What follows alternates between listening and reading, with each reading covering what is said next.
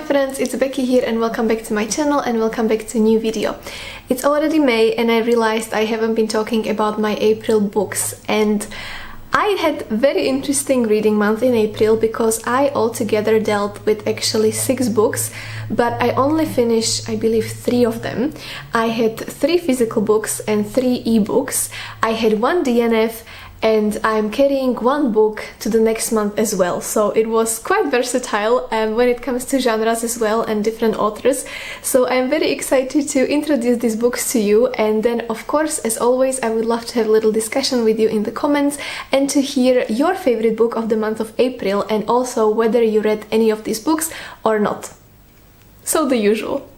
Also a little story time. I don't know if you know Moomins. Those are these little creatures and it was a book written about them.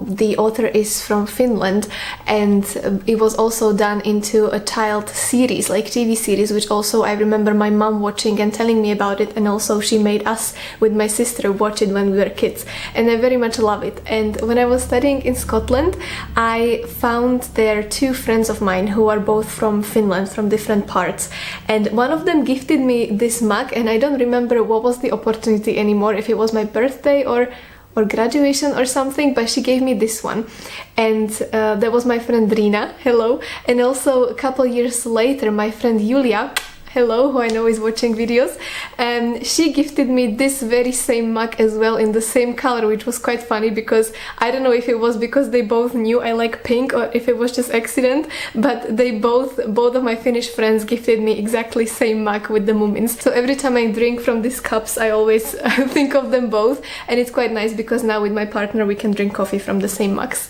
Anyway, my friends, so let's continue with the books, and I do have my little pile here. As I said, I had 3 physical books which I read and also a few ebooks with my lovely e-reader. And the first one I will start with is actually the book which I'm carrying into next month because it's a chunky one. So it's sort of like a reading update, and that's Dostojevskij, Brothers Karamazov. And yeah, I don't know if you can see it, but because I've been carrying it to and back from work, it got a little bit destroyed already, and I am approximately right now 250 pages in, which is not much considering that I have been reading it since the first week of April, but I think that it will also give me an opportunity to create a video of all the books I read while finishing Dostojevskij. Because it's chunky one, and so far let me tell you that I knew nothing coming into this book. I haven't read what's the book about. I didn't even know the synopsis or the characters, except there's gonna be some brothers, and at the very beginning, probably the first 80 or maybe even 100 pages, I was quite confused as to what is going on, but it was a strange feeling because I understood what's happening, but at the same time it was written in a way that I just felt like everyone is constantly just shouting at each other, and it created a lot of confusion in my head, which I assume credit to Dostojevskij because I suppose that's the feeling you were supposed to get, so well done. But at the same time I felt like what is actually happening, and so far I have a feeling that every time I pick the book up and I start reading it, I just get into it and I enjoy reading it for a couple of pages, but then usually I get distracted with something because I also read it in work, at work when I have time, so it's quite easy to get distracted, but then also I do struggle a little bit to pick the book up and then read again. But once I do, it just flows. So maybe if you read this, give me some motivation in the comments, please, and encourage me a little bit, because I do want to finish this book. So if you enjoyed this, let me know. And if you didn't, don't say anything, because I just want to finish this book. So that's the one I'm gonna be carrying it to, well, now it's May, and probably forever, but I'm determined to finish this one because I do enjoy it and I do want to know what happens and how it ends, but we'll see.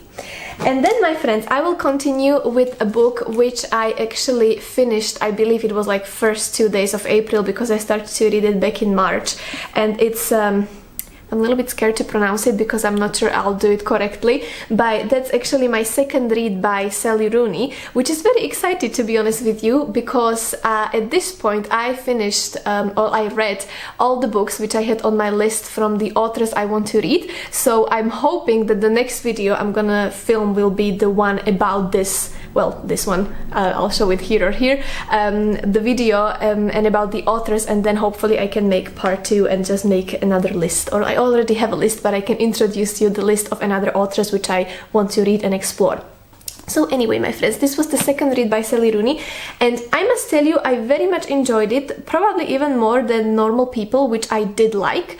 This is a story about two brothers who are dealing with the death of their father and sort of like finding way back to each other, or trying to work on their relationship whilst being two completely different personalities and completely different people.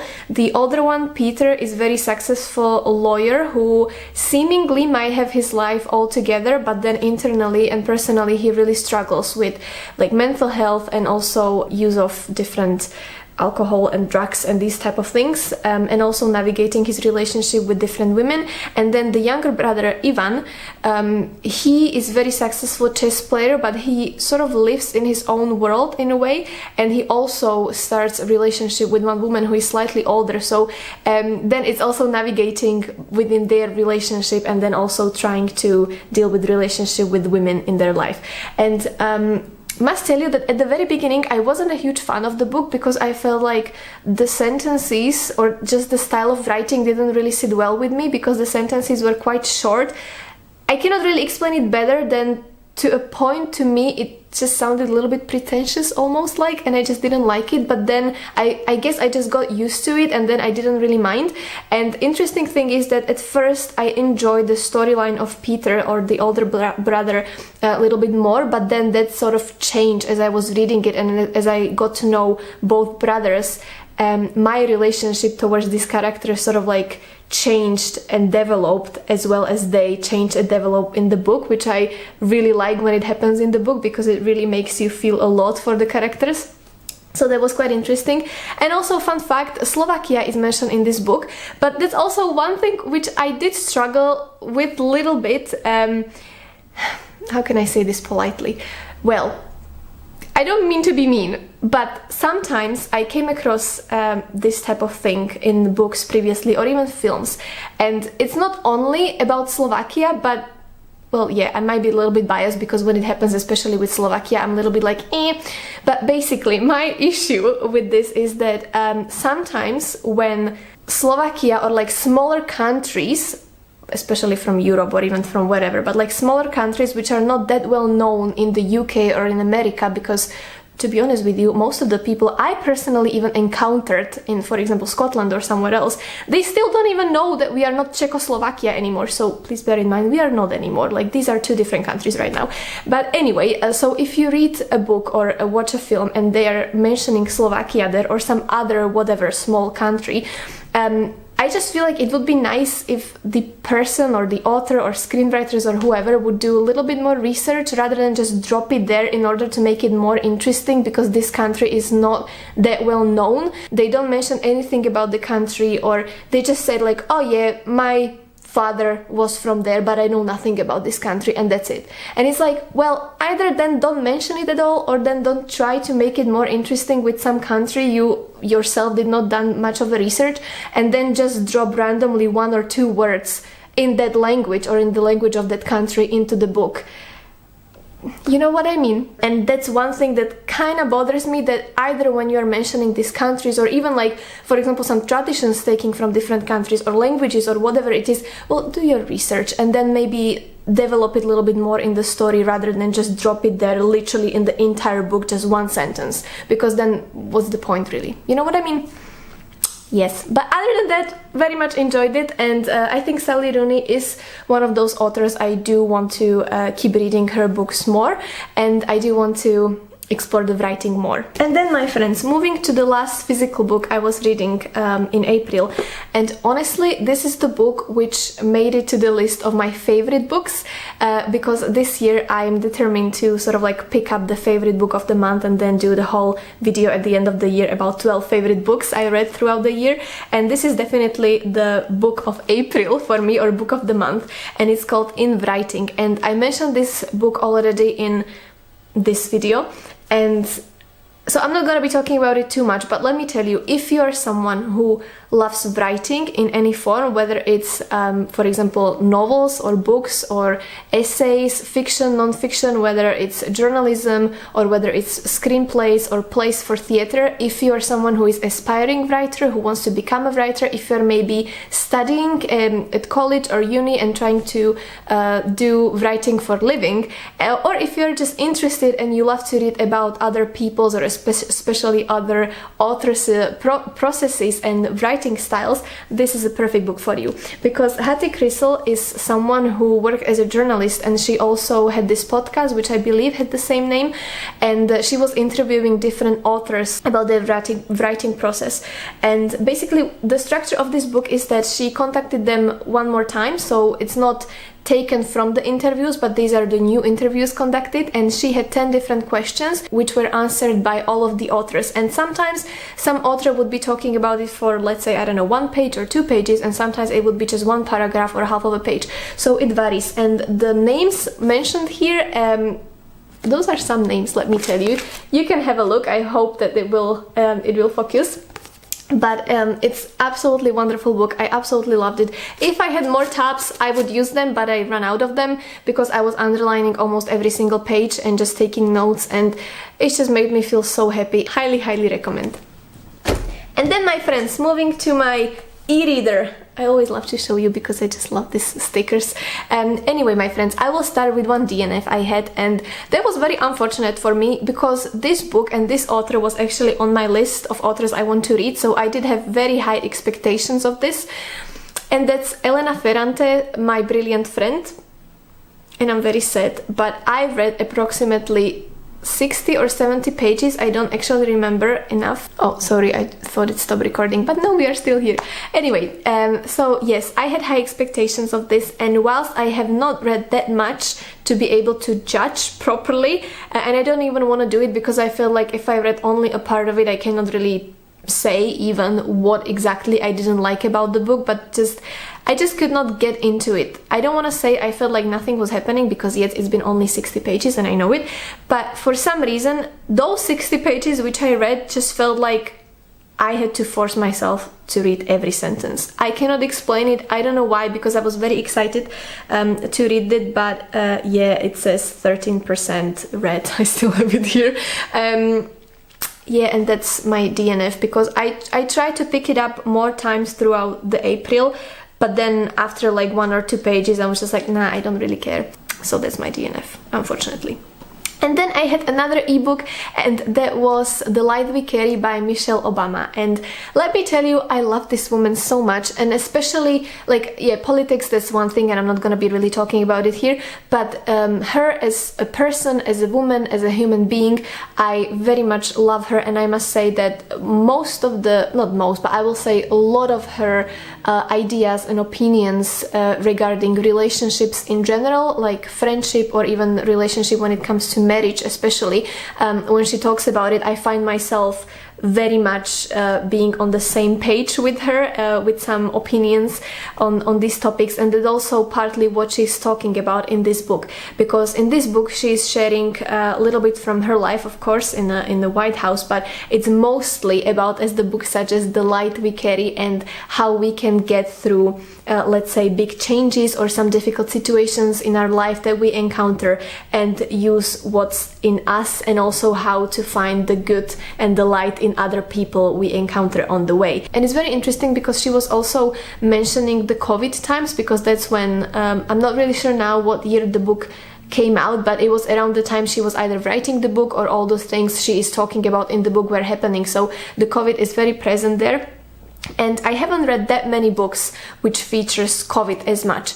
I think the last one I read was The Names by Florence Knapp, I believe is her name, and that was there featured as well, but it doesn't very happen to me often, so it kind of triggered some memories in me. But yeah, and she describes how even through this time of pandemic, and also her moving to White House and having all the campaigns, and also then being a first lady, and then navigating through her her relationship with her husband, obviously, and then her friends and her family and her daughters. And I just found it very, very interesting. And as someone who listens to her own podcast, which she's having with her brother, and also I listen to most of the podcasts she was as a guest, because as I said, I very much enjoy her wisdom. Let's put it this way. So it's a nice read, I would say, when you like her as a person. I would definitely encourage you to read her book. I haven't read the first one, but I've seen the documentary Becoming, which I think it's slightly similar, like the book and the documentary. If you read the book and saw the documentary and it's different, let me know, and I would love to read the book as well. But for now, this was a lovely read, which I read in a couple of days. And then, my friends, I think I have one last book left, yes, and that's the book which I finished recently, and it's called I Who Never Known Men. And this was a strange experience for me, because this is a genre I just do not read. Like, I don't read this type of a little bit of sci-fi, apocalyptic, dystopian, utopian, whatever type of books. Yes, so that was interesting, and it was once again one of those cases, and I don't know, but recently I've been doing it often, that I just pick a book without absolutely having a clue what's that about, not even bothering to read anything like synopsis or like nothing. I just know that people have been recommending it and they liked it, and I'm like, okay, I'm gonna see what's the fuss about, and I like to go completely blind into it, which was the case with this book as well. And I must say I very much enjoyed it. I really liked it, and I was really surprised. However, okay, no, I'm gonna say this first. So one of the themes, so basically, if you don't know what the book is about, it's this story of women being held hostage, or how to say it, in this okay, you know what, cut to several minutes later. I don't know why, but I just cannot find myself to explain what's the book about. So basically, here you have your description. Okay, and moving on. So for me, what was this book about mostly, and why I really enjoyed this, was that it gave you a very good idea about the importance of relationship and friendship, and also especially like womanhood, and then what it means to have a family you were not really born in with, because you can create family with people you have around you. And sometimes it happens voluntarily that you can choose those people, but sometimes it happens in a way that the circumstances will push you with some other people together, and then it's up to you whether you will basically fight each other or you will create something like another family. And how important that is, and how loneliness and not having a purpose, or having anything to do with your life, or not having an option to really have a purpose in your life, how that can be absolutely destroying a mind and soul and the body of a human being. So that was very interesting. And now I want to say something which might be a spoiler, which will be spoiler because it's talking very briefly about the end. So if you already read the book, you can stay, and if you haven't and you are planning, you can jump to next chapter now. Okay, my friends, I was absolutely not happy with the ending. Like, what was that? If like, I know that for something, like, I know that there were so many things in the book which were really worth reading, even without proper explanation. Just as I said, for example, the importance of friendship and relationship and all of these things. And also the writing itself, I very much enjoyed, and all the suspense and sort of like having question marks. And I know that with some books it's okay not to get proper answers and leave the open ending. But I didn't like it. Like, why? I really wanted to know what exactly happened. Like, I get that there was some probably like apocalyptic event, but what was it? Like, I want to know. So anyone else feeling this way? Because yes, I want to know. And if that would be explained, I would probably give this like 5 stars, but I'm not gonna give it 5 stars. Oh, sorry, I'm shaking the camera. I'm not gonna give it 5 stars because it really bothered me. I haven't decided at this point how many stars I'm gonna give it to it, but probably 3 or 4. 3.5. Yes.